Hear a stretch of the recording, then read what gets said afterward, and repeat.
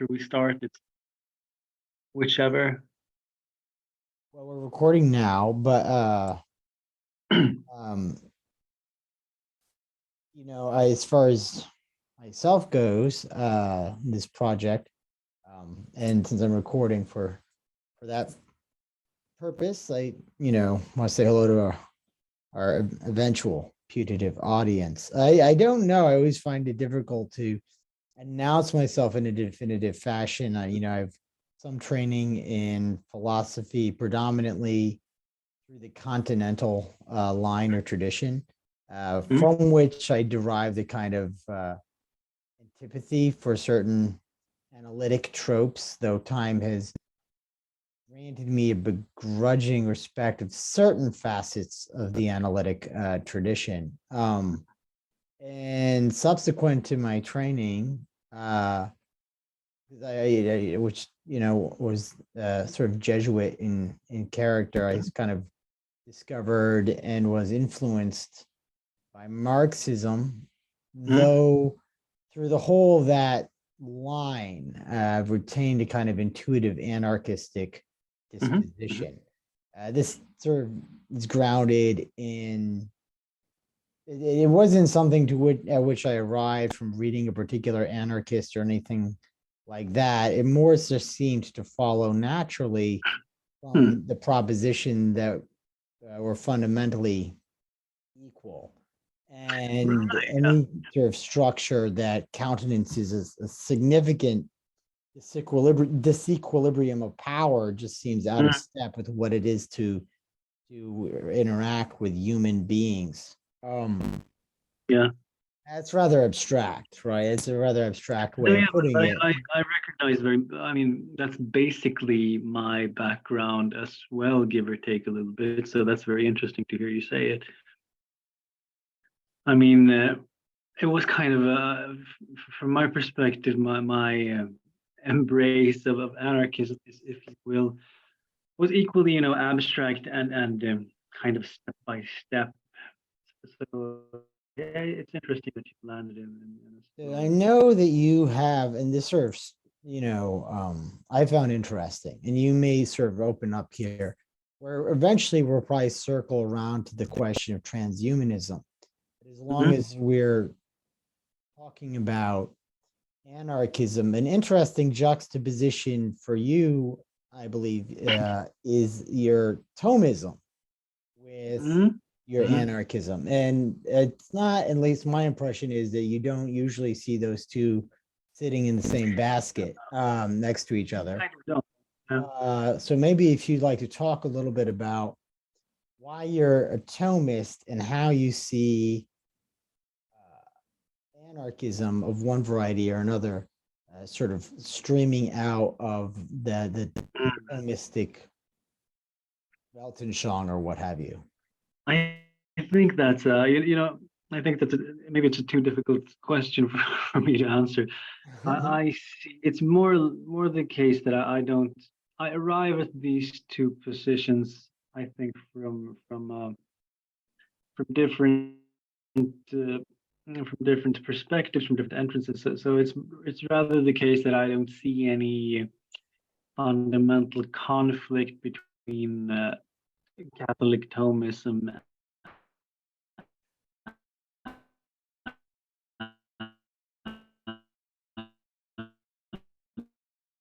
and so your audio is being a bit rather sketchy. than I see that right. Yeah, okay, let me try to, I can move to a different location. Okay. I don't think it was your microphone. It seemed more like the connection that was. Connection, I think. I'll go to the bedroom, but it's going to be dark in there, so you won't see me. That's all right. I can also turn off the cam. So it's rather the case, I think, that I don't see any obvious conflict between. Nor necessarily do I. It's more just in the popular imagination, the two are not generally affiliated. I mean, you could say that about anarchism and Christianity more generally, though there is a very strong undercurrent of anarchism within Christianity. Right.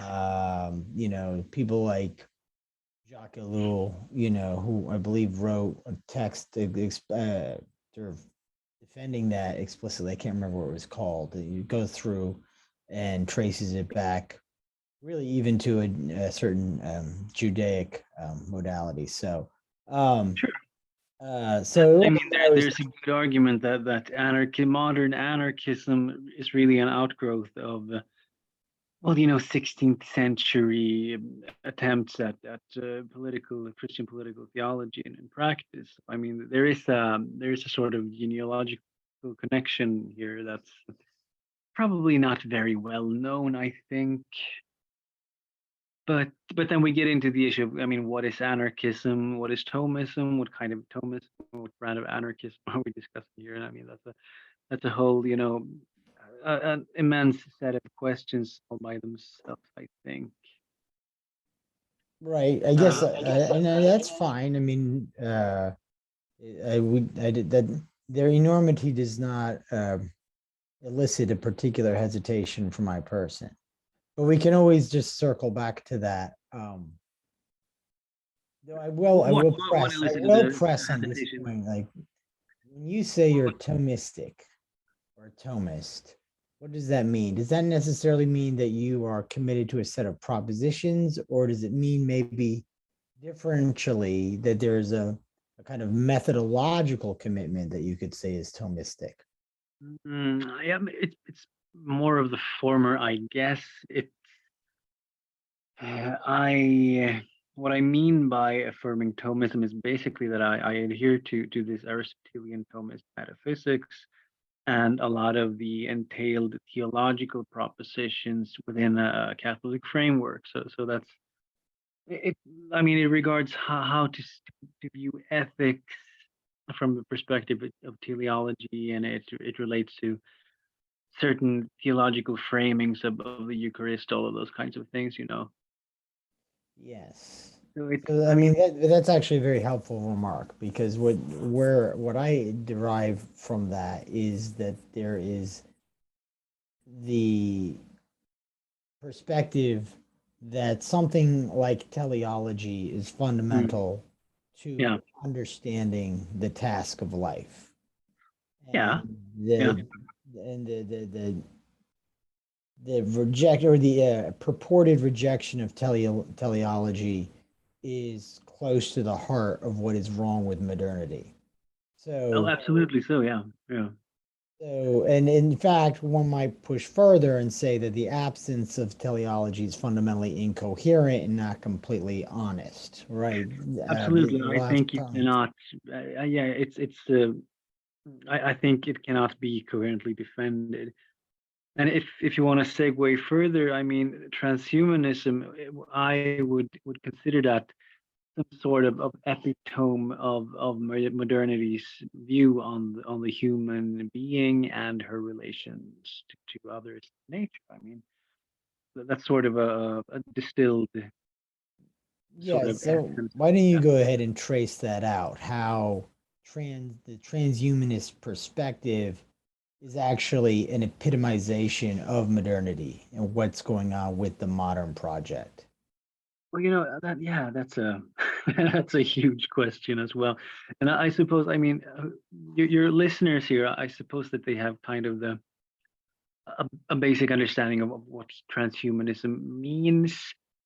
And I think I'm not too far off if I characterize it that transhumanism is something akin to the utopian idea that technology will or can enable human persons to augment or upgrade our biological firmware to attain levels of functionality that allow us to transcend the boundaries of the merely human. Would you agree to that, basic, quick and dirty definition? Yeah, I would concur. I would actually just maybe even push it further and Yeah, say that transhumanism entails a kind of anti-humanism. yeah, And I mean, that's not, there's a range within the transhumanist universe. Okay. So not every, and most transhumanists would probably conceive of themselves as simply humanist, Sure, but right. because they reject with a certain avidity or enthusiasm the limitations of the body Yeah. and even the prospect of death, they are, in my mind, denying facets of the human experience which are fundamental to Good. its realization. And hence my stance that there's an anti-sociality to the transhumanist project. I share that analysis, of course, but the idea from their point of view is naturally that this is the affirmation of well, radical liberation and unknown potentiality of the human being. I mean, it's a pushing of boundaries within the framework of a well, really the Enlightenment liberty sort of project where we're talking about. But I mean, as you say, it's a negation of the human being as such. The entire notion of transhumanism is kind of predicated upon the negation of what is essentially human. And I think in your email you mentioned the the connections to Gnosticism. Yes, yes, yeah. All right. Do you like to go into that because I think we're dealing with a manifestation of similar ideas, although they're not exactly the same. So how do you think about this? Well, you know, Gnosis is a bit tricky Yeah, because the transhumanist project is fundamentally atheistic, yeah, whereas the original Gnostic project affirms a right, transcendent right. with I would say within. exactly the same thing. Yeah, that's the cutting point of the dissension here. Yeah, Yeah, and that's not a trivial difference. right. However, what you do have with the original Gnostic is not altogether right. It's complicated. Gnosticism is not one thing; it's a set of Yeah, different things that aren't always coordinate. But like the gist of gnosis is that there is a capacity to realize almost an identity with the divine. yeah, And sometimes you can say that there's a distinction between sort of whether we come into union with the divine or we actually become the divine. And the heretical flourishes of Gnosticism tend toward the notion that we are identical with the divine. We simply don't realize that identity, but through right. the through the practice and acquisition of certain special knowledges or Mm. practices, that is, there's a kind of latent use of spiritual technology to sort of retroject modern categories onto a pre-medieval and medieval movement, right? Yeah, of course. There's a kind of set of spiritual technologies that will enable us to realize our divine nature, and then in the and this is where it connects with the contemporary um, sort of neo-Gnosticism of transhumanism, and then free ourselves from the illusion that we are not God. And that freedom will be marked also by a letting go of the flesh, the incarnate, right? Yeah. This is what really distinguishes Christianity, that in my mind, Mm. Christianity, rather than rejecting the corporeal, sees the corporeal as Yeah, fundamental to creation yeah, and yeah. seeks to redeem it. The Gnostic heresy, or those aspects of Gnosticism which are heretical, um, sort of reject that component of Christianity's idiosyncrasy, the so-called scandal of the incarnation. Yeah. Yeah, I God, think God made flesh. So contemporary transhumanism also rejects corporeal most evidently in its rejection of death, uh, mm, and also um, rejects, and I'm just thinking about this off the cuff, right? Like, Yeah, go I for it. really need to have like someone who sympathetic with transhumanism on. Yeah. I'm trying to be fair, but I do think that if you look at their account of knowledge and capacity, they seem to believe it will come to a point where knowledge and capacity are things which can be attained with virtual instantaneity, just by sort of downloading it. And if you sort of uh, think about what that would really entail, you are depriving people of the process of growth in life itself. Part of learning is Yeah. growing, and it's sometimes a very messy process. Progress is realized but never experienced directly, that sort of thing, right? They want to cut all that stuff out. And when you start to say, well, what would that look like? Like, what would that be all of a sudden? Just like wake up and know everything. Um, Mm-hmm. when I pose that question to myself, I have difficulty even formulating a response. It Right. seems almost anti-experiential. So, and I would actually be willing to say that the transhumanist project ultimately even rejects experience, though I don't know if it's Mm-hmm. self-conscious about that. I don't know. What are your thoughts there? I feel like I'm talking a lot. So, Yeah, yeah, no, that's that's this last bit is interesting. There's a parallel, there's a connection here to well, non-Western traditions, conceptualizations of subjectivity. I wrote a piece a few months back on how hypothetically how classical Chinese philosophy or Aboriginal theology would frame and understand the notion of artificial subjectivity. And what I found was that their concept of the person is so heavily predicated on deep and progressive relations, realized step by step, that even if it were theoretically possible, it could never be possible in practice due to the the vast amount, the vast set of criteria. And I think you're talking about something similar here, that the cutting out of this this network of experiences that need metaphysically necessary to form the human experience. I think that's it's the same thing, and I think you're pointing out what I would refer to as a metaphysical impossibility. You can't get that effect without the progressive experiential growth. But I mean, I think you also home in on the two factors which I think connect Gnosticism with the transhumanist, manifestation of similar ideas, because I don't think they're genealogically related.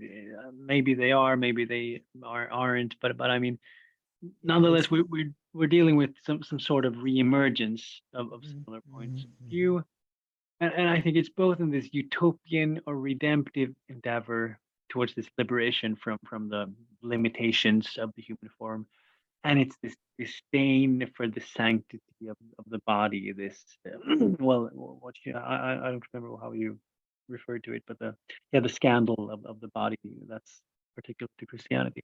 I think these two are the points of connection between modern transhumanism and classical Gnostic perspectives. Um, but as you say, I think it's important not to make too much of the similarities, because classical Gnosticism, it does affirm most aspects of the basic theistic worldview of Christianity and seeks salvation in the divine.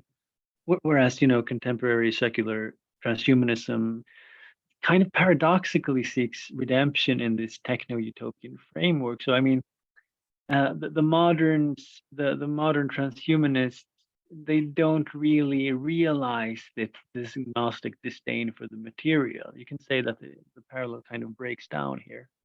They don't go too far enough.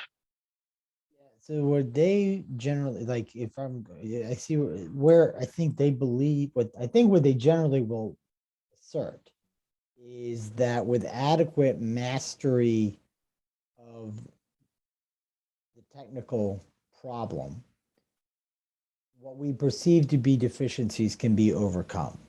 So that so in other words, the problem is not the world itself.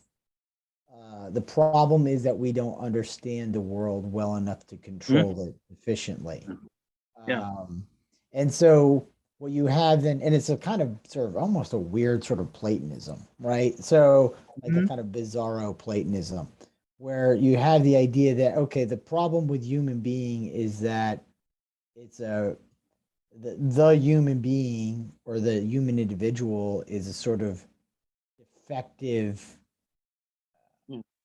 variant of what an ideal being would be, and an ideal being would be impervious to deficiencies of knowledge and also the realities of change. So if you presumably once downloaded into the appropriately robust mainframe, your consciousness will no longer be afflicted by those aspects of the world which we consider to be challenging. Sometimes the way like some of them will frame it is those of us who seem to exhibit an attachment to those discomforts, they will say that it's a problem of status quo bias. They see that, I think that's how they put it, that they see their opponents' sense of normativity as capitulating to aspects of the real which they find unacceptable. So they will say that death is unacceptable, that death is a problem that needs to be solved, and they attempt to integrate death into the account of human being represents a kind of surrender which does not appreciate the actual capacity of will and knowledge to overcome it. And that is not, I mean, like when I say that, I always feel like obliged to emphasize that that I have heard and read transhumanists state that baldly. This is not me exaggerating or sort of trying to straw man them. This is their position. It's kind of, I don't think it's an exaggeration. It's not a dishonest painting.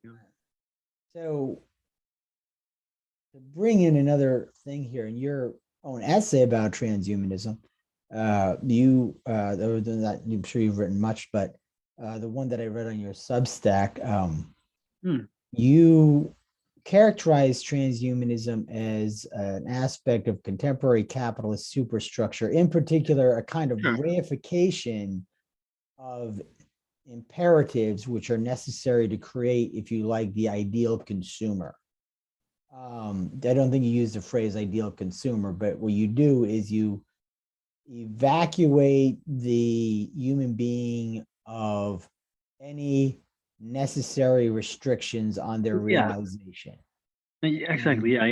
So I think this is a kind of a complex. This has a foundation I think we need to get into first, because when you say it's kind of like a weird Platonism, I'm not sure exactly how you mean, because I mean, what I mean by that is that they do have this, they do, though perhaps not fully well articulated, they do have a sense of what is an ideal human being. Okay, yeah, sure, of course, yeah. There's like kind of a form, an ideos, right? And their project is to get to that ideos, and they're willing to reject. Oh, absolutely, yeah. Okay, then I see your point, because my basic apprehension of transhumanism is that it's radically anti-essentialist, which I mean Platonism is not, because I saw this. There's this content creator, quote unquote, on YouTube under the name of Philosophy Tube. I'm not sure if you're familiar with that person. And there was this episode. Okay, okay. There was this episode on transhumanism. This I saw it, I think in June or July this year, and the argument here was, well, the basic notion of transhumanist transformation wasn't very different from basic tool use, because when you and I use something like a saw, let's say I get really tuned to using a saw such that my mind adapts to it and I become proficient at using this tool. Well, then they would say I have in some sense, would have transcended basic human functionality, and there's nothing then fundamentally different with this lofty realm of semi-transcendent transhumanist Ah, augmentation. But this very argument, is based in this anti-essentialist assumption. Because this kind of reasoning, it's only going to work if you assume from the start that there's nothing uniquely and enduringly human to begin with. Because if that's the case, if there's nothing enduringly and uniquely human, every interaction with the environment would in some way arguably generate this new being that's different from the one which existed before. And such interactions, if there's nothing essentially human, then these interactions, basic tool use and such things, could neither be distinguished from this sort of augmentation that fundamentally alters our experience, our capabilities, and our beings. But that presumes this anti-essentialist foundation, this premise, which I think it's of course untenable. But the entire argument, the entire narrative, if you will, of contemporary transhumanism assumes this. I think that was basically what you said from the beginning. It denies this enduring character of humanity in a way. uh, yes, yes, I would agree. To me, it seems a very naive project. Personally, it seems like a project that has not taken its own, like, and I am aware that in saying what I'm about to say, I'm being confrontational. Mm. But I don't believe that someone like Nick Boscom, who's like a transhumanist, uh, Mm. is taking his own experience seriously. He Sure. seems to Right. be like there's a kind of fetishization of certain facets of the human experience Yeah. that Mm. are blinding him to what it is to be here and now in this moment. Uh, Now I'm using fetishization here differently than how you treat it in your piece.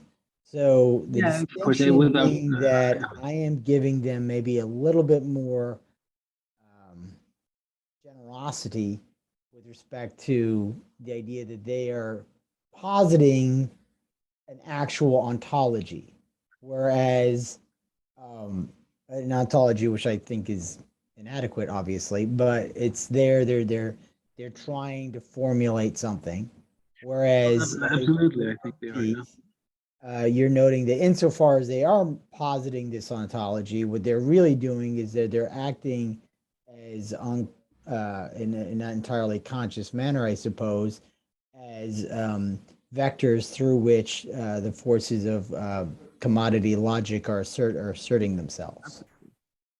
I mean, of course, that they're affirming this ontology in a sense.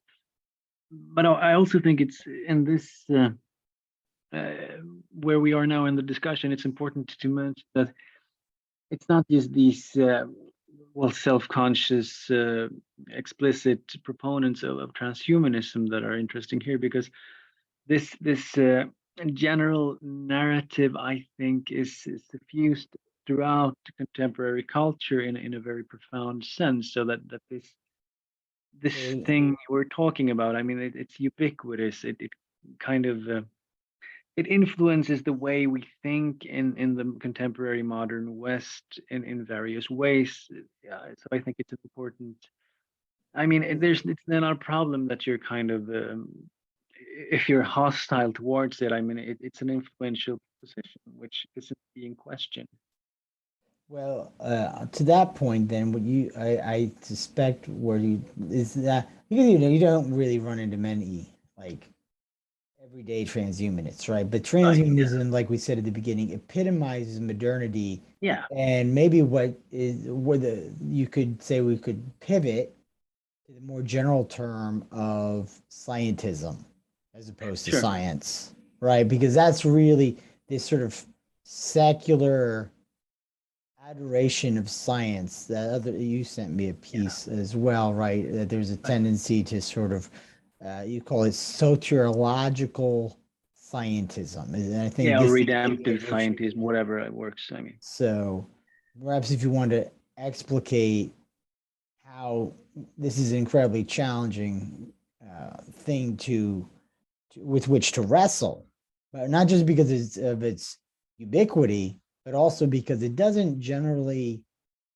formulate itself in terms of a strict set of propositions with which you can agree or disagree. There's this sort of a diffuse sort of, you use examples from some futurist literature, the late 70s through the early 90s, right? But it's also what struck me as I was reading that was how it shows up in popular culture and something like, the Star Trek worldview, for example, right? But they're in the American context, but I don't know how, if in Sweden it's sort of suffused the culture to the same extent as that I hear that there's a, but if you want to sort of run with that, and talk a little bit about right. No, so that's exactly the problem, as you say. We're not dealing with a manifesto or a set of propositions. So we're essentially talking about a deeply rooted myth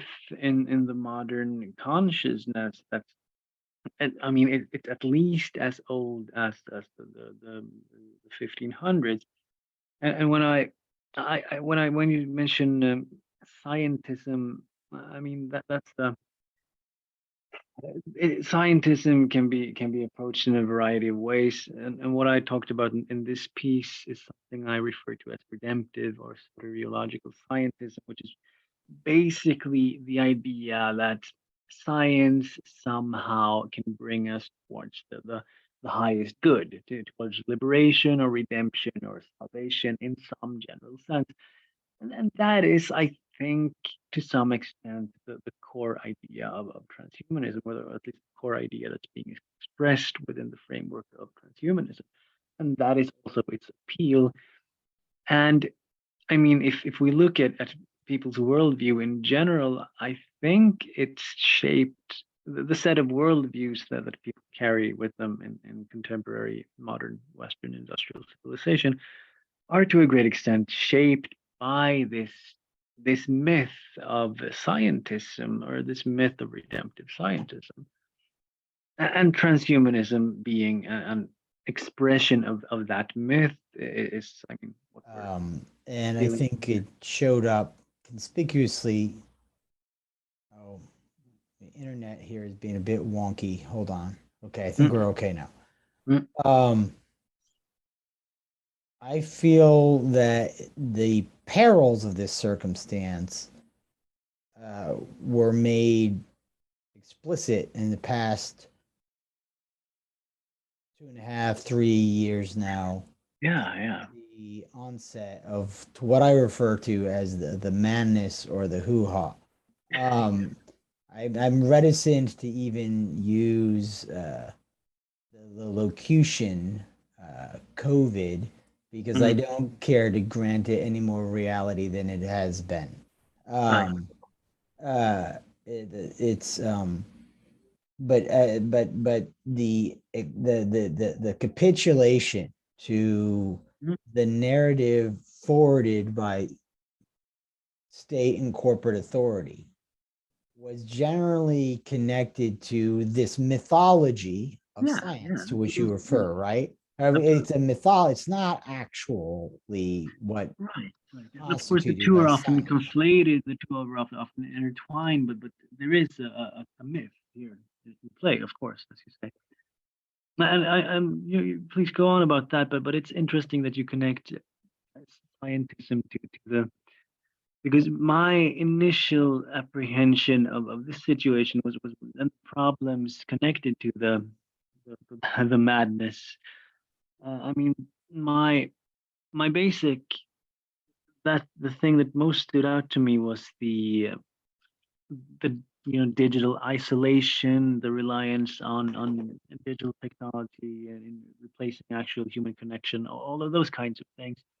But you're approaching the thing, the phenomenon as an affirmation of these scientist narratives. And if you could please add something, because I find that interesting. I haven't really thought deeply about that issue.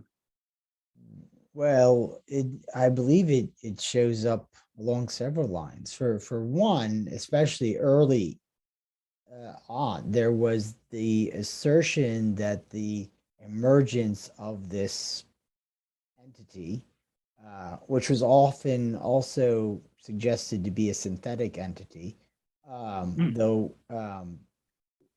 was going to alter the character of the world itself, so that in order for us to merely survive, we would have to genuflect before a quote unquote new normal, the new Right, normal, right.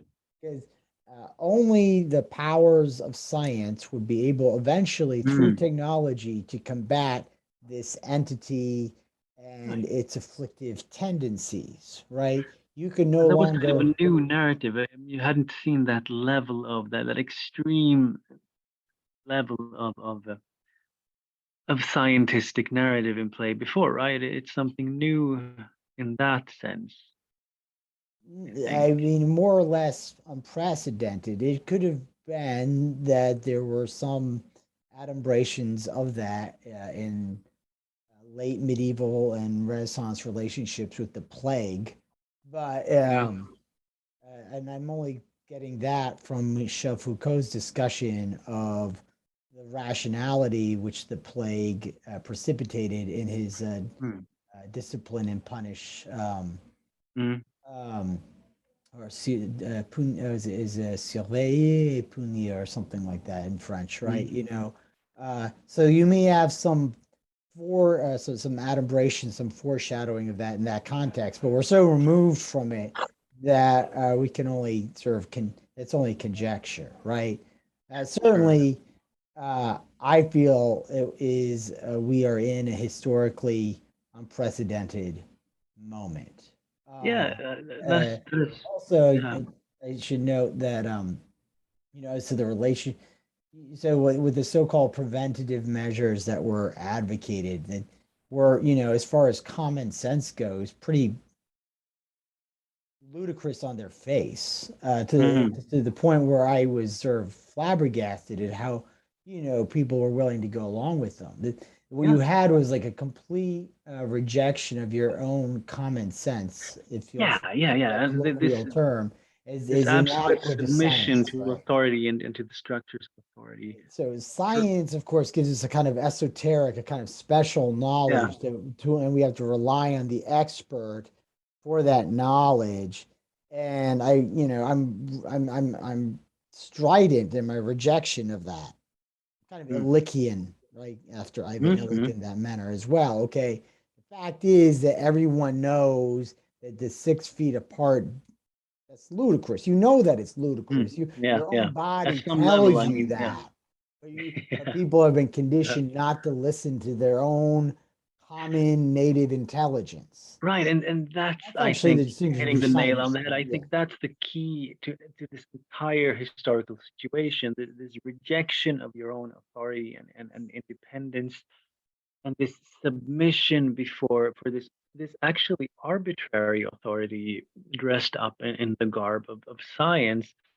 And this is something we often come back to on our podcast, the issue of how to reclaim, to regain, or to reawaken that critical consciousness and the capacity for questioning and critical thought that's, well, in any sense needed for a functional, healthy, locally anchored society, because we've lost it to such a degree. I think, and that's what really gets to me personally. That well, people seems they seem to have rejected their own capacity for critical thought, and well, subjected themselves to this well, this arbitrary authority, really.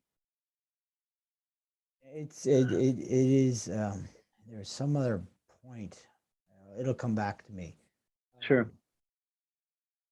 Um, Well, I uh, can move on because as we said earlier, I mean, transhumanism epitomizes modernity in very various ways, and it especially, I think, encapsulates this notion of reductionism, because I mean the basic premise of transhumanism would imply that you and I are basically just interchangeable matter. There's nothing essentially human about you or I, and there's nothing irreducible that will distinguish me from you. So there's no immaterial aspect of the person that cannot in the end be reduced to matter as conceived by the modern post-Cartesian world. I also think this is to some extent reflected in how much of contemporary progressive discourse substitutes persons with bodies in various yeah. contexts. That might be a digression, but this the point I'm trying to make here is that the reductionist perspective, which in transhumanism is also coupled with this emphasis on how ultimate value resides in an inevitably commodified augmentation of our bodies. The point is that this leads us to this very same total surrender before the forces of the market that is also manifest in this COVID situation we just mentioned. So this metaphysics implies a surrender before the forces of capital and its propaganda apparatus. What do you, that was kind of the point of my essay, I think. Well, yes, yeah, because the way in the essays I read it, the way you put it was that we no longer have a sense of human nature.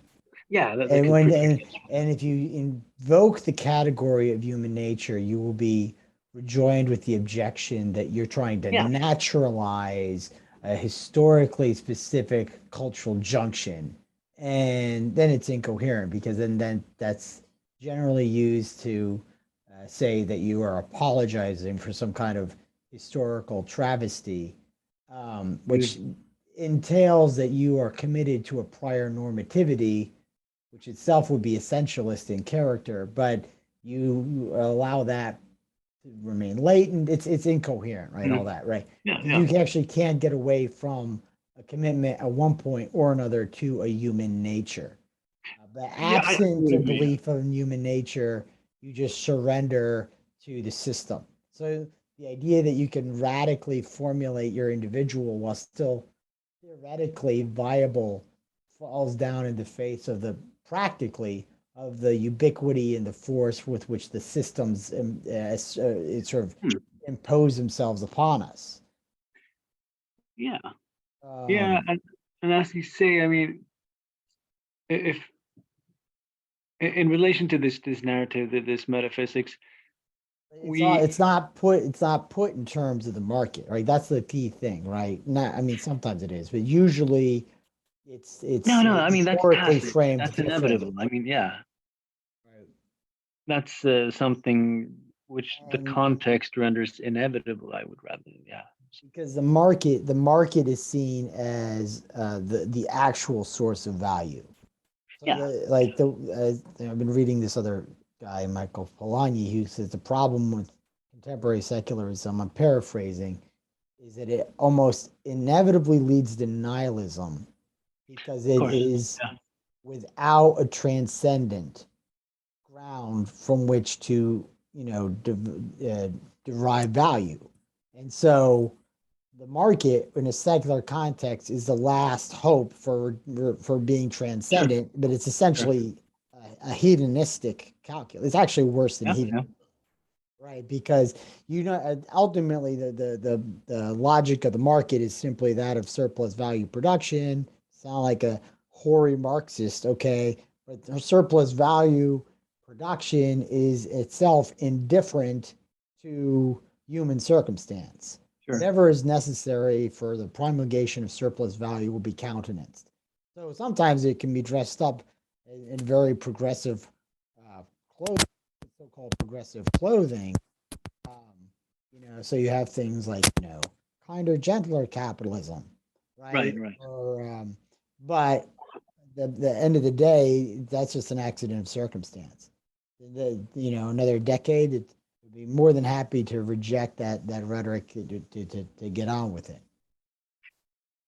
There's also, I think, something inherent to the transhumanist frame value of the augmentation or the improvement of the human condition that is, well, the framing renders these goods commodities, but I'm not exactly sure how or why. But there seems to be an argument here that the way in transhumanism, the way in which transhumanism approaches value, it tacitly expresses market logic. And I think you said something to the effect, something very interesting, that transhumanism denies immediate subjective experience.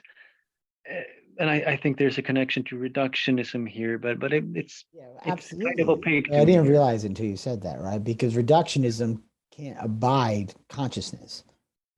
No, right, exactly, yeah. And there is something here that yeah, there's a connection here to commodification, which I'm not exactly sure of. Maybe we could dig that out together. But I mean, Well, I I think part think, of the reason why it's nebulous is that transhumanism is not conscious of itself as simply exemplifying right, market yeah, imperative. The way it sees itself is as a set of research projects mhm, to mm, create technologies that will accentuate or enhance human experience and minimize the encounter of suffering, except where suffering might be yeah. elected as a kind of sort of say for elective suffering, which has a kind of masochistic quality to it, right? These are Well, yeah, within transposes the into framework, weird it's completely sadomasochistic metaverse. Okay, whenever you like work it out, you're like, this is absolutely horrifying. This is horrifying. I don't understand how anybody could like seriously get behind this. But no, sure, but it's not. I mean, it's not self-conscious, as you say. Within the framework, it's very reasonable, and that's the problem with all the auxiliary and supporting ideologies of capitalism. They're not consciously reproducing the market logic. Of course, they're not. That's the whole problem. But I mean, I try to. Well, you have this commodified augmentation of our bodies and so on. But I mean, my problem. There's one another thing that stands out to me is that the narrative, the metaphysics being constructed by transhumanism kind of uproots the entire person, metaphysically speaking, from our bodies, from our relational contexts, from our physical situatedness. And so the transhumanist narrative, it devalues your essential nature and its relations. It actually negates them. And that's kind of the heart of why I think this sort of worldview is so dangerous, because it robs us of our capacity to name, address, and acknowledge these sorts of relations, this essential and embodied rootedness of the world and in one another. And if we can't acknowledge them, they will recede from view. And that's the core problem here, I think. how you've applied to the rejoinder that the recession of those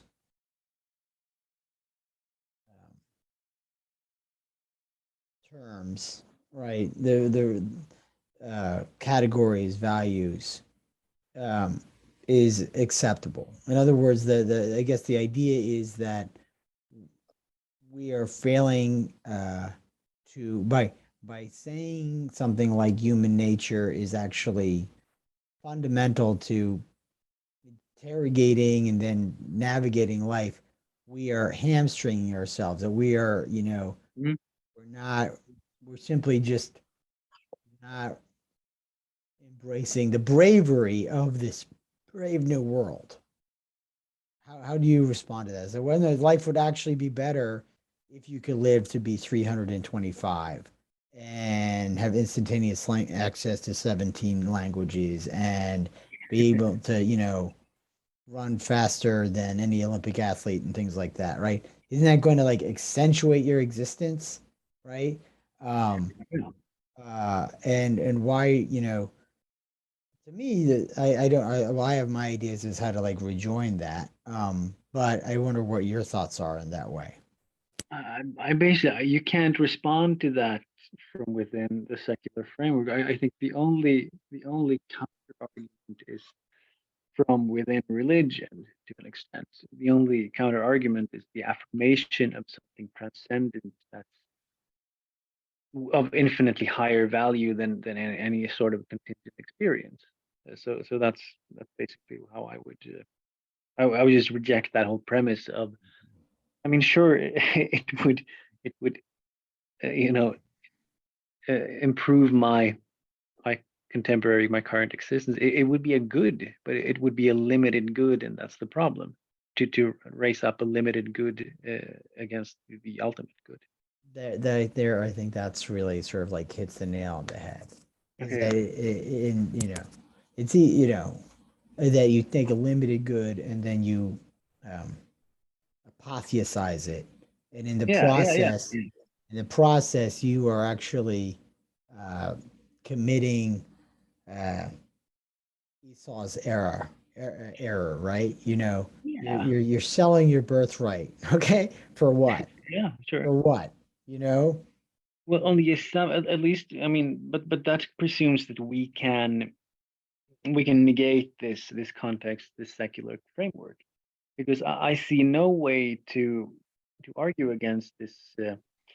And that's probably going to be a point of conflict between me and some of the other guys in the Aesthetic Resistance podcast, because I don't think you can argue against transhumanism without invoking religion in some sense, however you frame it. No, I sympathize with your apprehension there because it does. I mean, like you said, some kind of religion, right? Yeah, It yeah, does seem that you have a certain point to appeal to a transcendent, which is yeah, outside. So we have to concede that on a certain level, though apparently I think it's fair to say neither of us find it a particularly satisfying level. There is a kind of coherence to the secular framework. Um, yeah, but it's a coherence which I find unpersuasive, right, unpersuasive, right. um, and in a sense, I find it unpersuasive because it just seems like it's too easily satisfied with the wrong things. Uh, Yeah, yeah, Gadgets are great. Okay, I'm glad to have widely available electrical mm, distribution, an automobile and things like that, right? But it's not what it's all about. It really isn't. And but it might be, and I sound like a old man here, but it might be that what modernity is incapable of providing us right. is something which you can only glean with time. That it's something which would be very difficult for Sure. even like my 16-year-old self to gather. Okay, not to in any way reject the power and importance of youth and youthfulness. Okay. That's kind of also the implicit criticism I found in, traditions as diverse as African wisdom narratives and Aboriginal philosophy. It's exactly this thing you're describing now, that certain goods are only available through these, well, complex relational contexts that need to mature through time and suffering as well. But I mean, I suppose you could, like the likes of Philippa Foot and these, well, secular virtue ethicists, I suppose you could argue that, well, human flourishing is, human flourishing is a very possible notion within the secular framework, and from there on, you could perhaps challenge transhumanism and with some sort of argument to the effect that human flourishing needs this deep relational situatedness to actually be possible. But I mean, there are probably possible counter arguments from the point of view of the transhumanists there as well. There, I mean, they would probably rejoin that the subjectivity remains intact even through the course of technological modification. And so that, in fact, you'll have even more time to experience, right? Okay. Or something to that effect. But I just can't escape the impression that it's like you're talking past each other. It's so what I would suggest, though, in terms of, you can't argue it because it's not something that you're going to convince through, the magic of syllogism. But to me, what will ultimately be the death knell of transhumanism and scientism is what it is actually yielding. So you have evidently a situation where, despite in many sectors of the world a greater level of sort of material affluence, a greater concomitantly a greater loss of human, I don't want to use the word well-being because that's kind of hackneyed and loaded, right? But certainly it seems that the quality of life which is made possible or encouraged by these frameworks is demonstrably inferior to many of its historical antecedents. Sure, that's and that's probably a variant of the human flourishing argument, but it kind of doesn't defeat the notion that transhumanism hypothetically or possibly holds to the promise of something greater in the future, of course. But that's a decent and important argument, I think, and it kind of it connects with the what I would say is the basic Marxist criticism of the transhumanist narrative. Because, I mean, it's kind of a parody. It's almost, a satire of the classical Marxist criticism of alienation, because it's so extreme. It's kind of this denial of our embodied rootedness that is essentially the same as well, alienation is disconnect from natural surroundings, from the fruits of your labor and from your traditional society, from the family. And I think maybe also from the view of transcendent, I think you can fit that into a Marxist framework. But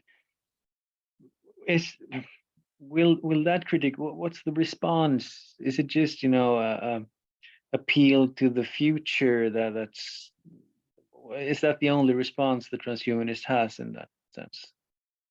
It doesn't seem to work at the moment, but I mean, just wait a couple of 100 years and we'll show you. I mean, I believe in essence that would be their reply. I'm thinking hard. I'm trying not to be I want to be charitable. Okay. I don't want to just say, oh, la, la, la, these ridiculous people. Okay. But like looking at Well, one thing that is notable though is that, and this is not true of all of them, but there is also this darker current which shows up in other quarters as well. I call it a kind of philosophical misanthropy. Mm. Okay, Yeah. so what is implicit in our celebration of rootedness and relationship and transcendence and so forth is actually an affirmation of the human Yeah. as a good thing. And the universe is better because we are in it. Right. Right? Yeah. The universe is splendid of its own accord, but the fact that Hmm. human beings live in the universe enriches the universe. Right. Yeah. Absolutely. There are those who would deny that thesis. Okay. Sure. And I suppose another counterpoint from some transhumanist and some post-humanist segments Mm. that we have failed to acknowledge the extent to which the human is malignant, Mm. Mm. kind Absolutely. of, scourge on the earth. Yeah. And the transhumanist and the post-humanist project is trying to free the earth of this scourge while Mm. providing a haven for human subjectivity in more benign forms through technological or robotic hosts. Oh, and that kind of brings to mind the entire complex of the metaverse and the population reduction discussion and the climate change narratives in a neat package. But yeah, that's another facet of the issue, of course, as you say. Yeah, but I Um, mean, I suppose that would actually be their stronger response. The stronger response is that we are ethically obligated to move beyond yeah, human yeah, being because human being itself is structurally flawed. flawed and is a source of unacceptable violence and destruction. It says that. Hmm. Of Yeah, course, the German pessimist I notion. Yeah. don't think that that position holds much water, but that doesn't matter that it doesn't hold much water because it's actually like scientism, a position which actually has a lot of cultural and subcultural weight, right? Exactly. Yeah. Problem is, So, I mean, the problems don't stop because we can prove that the narrative is essentially false. I mean, as we said a few moments ago, it's essentially it's a myth that will sort of self-perpetuate due to the deeper structures of society's ideological sphere. I mean, you can't get around it. It's going to be there, and it's going to reproduce, and it's going to have consequences. then what you have then, I suppose, is it's almost like an Illulian position, Hmm. Illulian, right?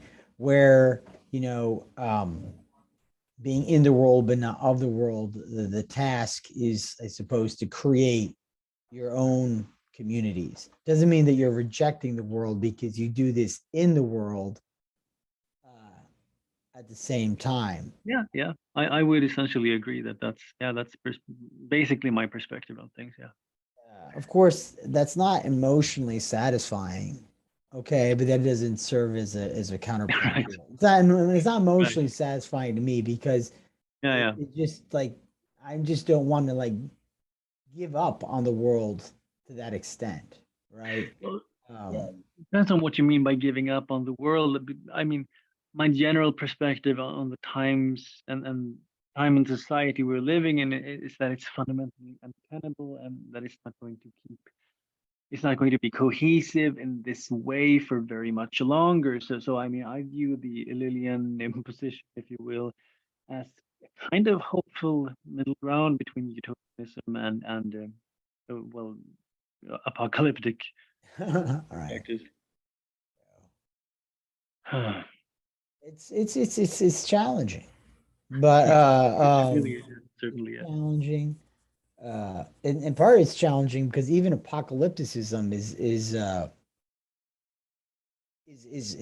disempowering. I get Mm, frustrated personally by how every time I walk around a corner, there's another mm, apocalyptic narrative, Yeah, yeah. seem especially helpful. Okay, and that's not because I'm, some sort of, you know, not. It's just like that. You can't just. There's when you completely negate the possibility of the future. It's like the trick is somewhere in the middle, right? Yeah, it has to be right. Because Yeah, because if you just negate the future altogether, then you you're paralyzing yourself in a different way. The in transhumanisms both are putting extremes. all their chips on the future. Yeah, yeah, But yeah. you can't take all of your chips off the future. Okay. Right, right. Uh, I think both extremes are defeatist in different senses. You could say. Is that something we can agree on? yeah, no, quite right, quite right. Um, So, I mean, one other interesting question, which is sort of outside this conversation, but I guess I'll throw it out there, is you're formulating many of your perspectives within a specifically um, using a broadly Christian or Christianized horizon. sure, Right? yeah. And what is, you know, uh, but someone may wish to embrace a kind of religiosity without stepping into a specifically Christianized religiosity. So how do you respond to that person? And then Yeah. another question might be, besides for someone else, because that actually probably doesn't end up being too difficult of an issue. Some kind of ecumenical.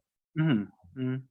So Act. you kind of cut out, so I didn't quite get the first question properly. But I mean, if you're essentially what my view would be, being a Catholic Christian, what my view would be on somebody who is desiring to approach religion yet doesn't want to sort of adhere to any specifically Christian worldview. Was that basically your question? More or less. But it then translates into a second question, which is Yeah. how do you respond to a secularist that wishes to reject religion altogether? And I guess you've already sort of answered that by saying that you feel that secularism cannot be resolved from within itself, that you have to have an appeal to religion beyond secularism. Well, So, resolved. I think my was a more narrow argument that I'm was sorry resolved. if I don't want to put No, words no, in your I think you might be. I think your framing might be preferable, but yeah. So Go ahead and go secular. to the first point then, initially. Like, how do you respond to someone who isn't uh, wanting to be specifically Christian in their religion commitment? Someone who sort of is pursuing a more uh, Buddhistic Yeah. line. Well, I'm not sure.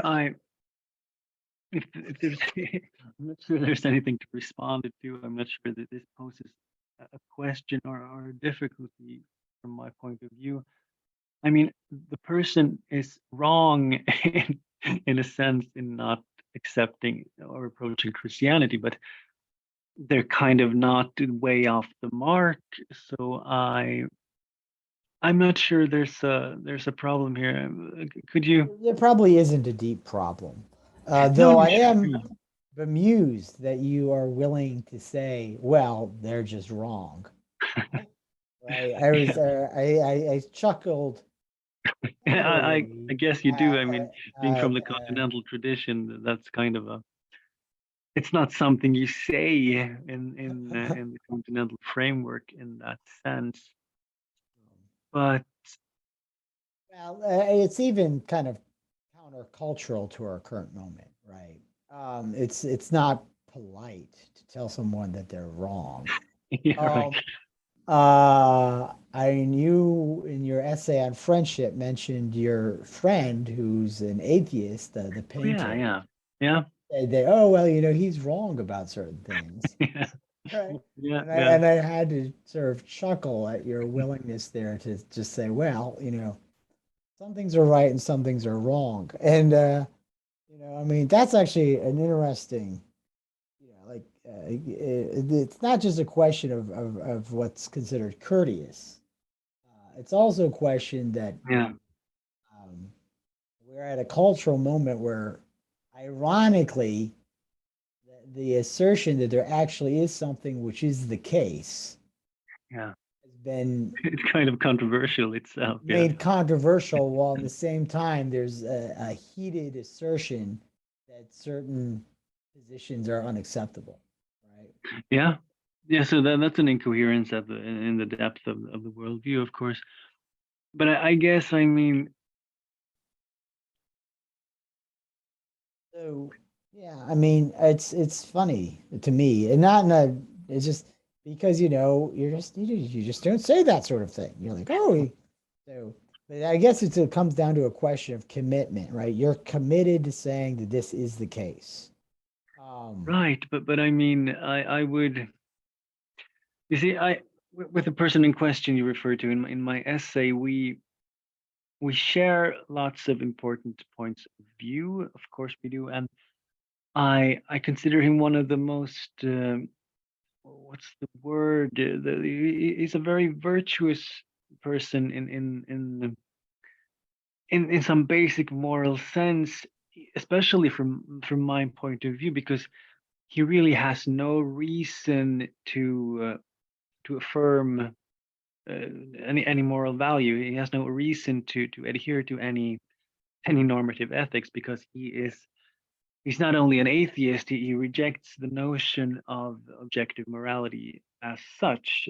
So in some sense, this, he becomes sort of more righteous in this counterintuitive stance, and I think you can translate this to my perspective on, well, secularists in general, or people from other religions in general, because I fundamentally I think there is more. Well, there's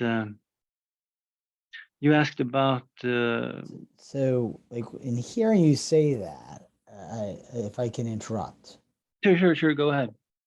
I think maybe that is a point of great hope, or on which to sort of wrap things up here shortly, because we've been going on for about an hour, and so I don't want to. No, no, no. But is that there is something structurally decent in human beings, right? Yeah, Decency, I think, is an underrated way of putting it, right? Like I have similar friends with whom I have sharp metaphysical disagreements, right. whom I see as people of great virtue, who do, who make great sacrifices in their Yeah, lives to yeah. serve a good, and yet, espouse perspectives which to me seem out of step with that. Mm, The hope is that there's something ineradicably good right. about human beings on one level or another that remains preserved despite the incrustations of ideological framings and distortions which obscure and distort that good. Right. Yeah. Quite. And that's probably, I mean, that's the basic anchoring point of my perspective on an ecumenicism as well. Yeah, there's a lot to say about that, but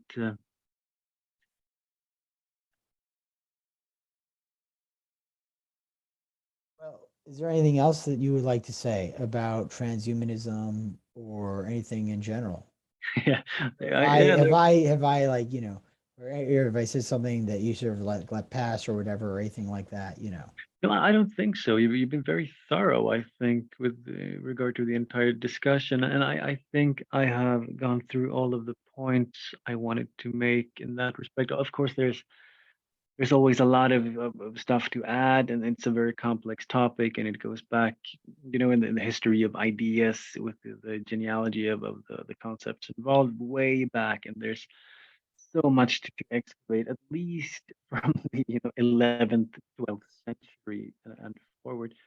But Almost brings us all the way back, like the differences between Gnosticism and transhumanism notwithstanding, what is yeah, it that precipitated the two movements? You could almost say sociologically.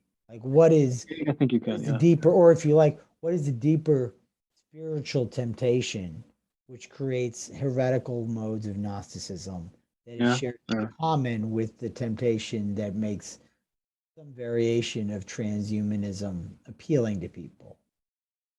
What is that temptation? Mhm. You can ask that. I mean, you can trace this discussion back to, I think, the battle of universals, and the distinction between nominalism and the other realist perspectives. And but if you're asking about the appeal, I think you've already answered that question, because it's once again this affirmation of a lower good at the price, at the behest of a higher one. And that's the mystery of sin in general, I think, is framed in that very same manner. Fascinating. Those are Yes. profound questions. Thank you very much, Johan. Yeah, thank you so much for having me on. It was great. Unfortunately, I'm a bit tired at the moment, so I Oh, think that's right. I should have acknowledged that the time difference we got in the conversation, so I apologize. So no, I'll no, no, leave it's it fine. It's here. fine. I think we had a good conversation. And I thank you, and I'll put this up in well, it'll probably be up in a day or so, and I'll send you the link. Yeah, it's And great. Thank you so much. everyone who's seeing this, do visit Johan's Substack. It's quite valuable.